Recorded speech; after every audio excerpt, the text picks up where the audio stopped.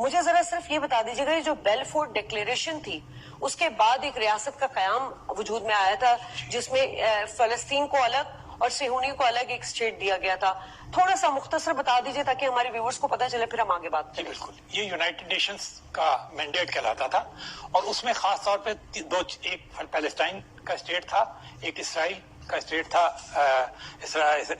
ان کے یہودیوں کے لیے، اور یروشلم کو انہوں نے انٹرنیشنل سٹی ڈکلیئر کیا تھا. اس کی وجہ یہ انہوں نے بتائی تھی کہ 3 مذاہب کے لیے وہ بہت ہی محترم ہے.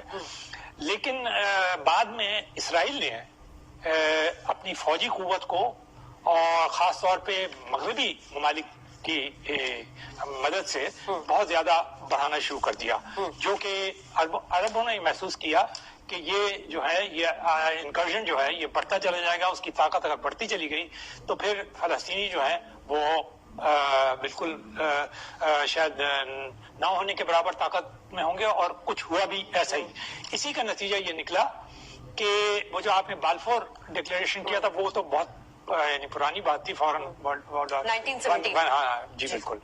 تو اس میں بھی واضح طور پہ یہ تھا، لیکن اس میں جو کام انہوں نے غلط کیا وہ یہ کیا کہ دیکھیں ایک تو یہودی وہیں رہتے ہیں، سمجھ رہے ہیں نا آپ، جو لوکل کہلاتے ہیں.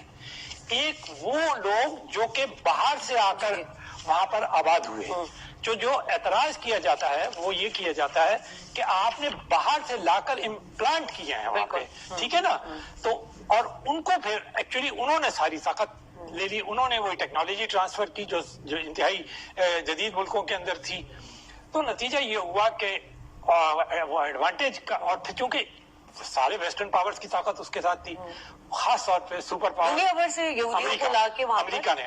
تو نتیجہ یہ ہوا 1 2 3 4 عرب اسرائیل جنگیں ہوئیں، اور دکھ کے ساتھ کہنا پڑتا ہے لیکن جو حقیقت ہے وہ آپ کو اعتراف کرنا پڑے گا کہ 4 جنگوں میں عربوں کو بہت ہی بری شکست ہوئی. اور نتیجہ پھر وہ آپ نے دیکھا وہ یہ ہوا کہ کیمپ ڈیوڈ ہوا، اور کیمپ ڈیوڈ 1 ہوا، کیمپ ڈیوڈ 2 ہوئے. میں جا رہا ہوں بہت تیزی سے. پہلے کیمپ ڈیوڈ کے اندر مصر نے اور اردن نے تسلیم کر لیا انہیں، اور وجہ اسی لیے کہ ان کے پاس کوئی دوسرا چارہ کار نہیں تھا. انہوں نے سوچا کہ ایکچولی امریکہ ان کے پیچھے. لیکن دوسرا کیمپ ڈیوڈ بڑا امپورٹنٹ ہے، وہ جو پیلسٹین اسٹیٹ تھا. Yasir Arafat actually he was leader of the جسے کہتے ہیں نا آزادی کی جنگ کے، اور فریڈم فائٹر جو تھے، جو ہیرو تھے پیلسٹائن کے، وہ فلسطین کی آزادی تھی.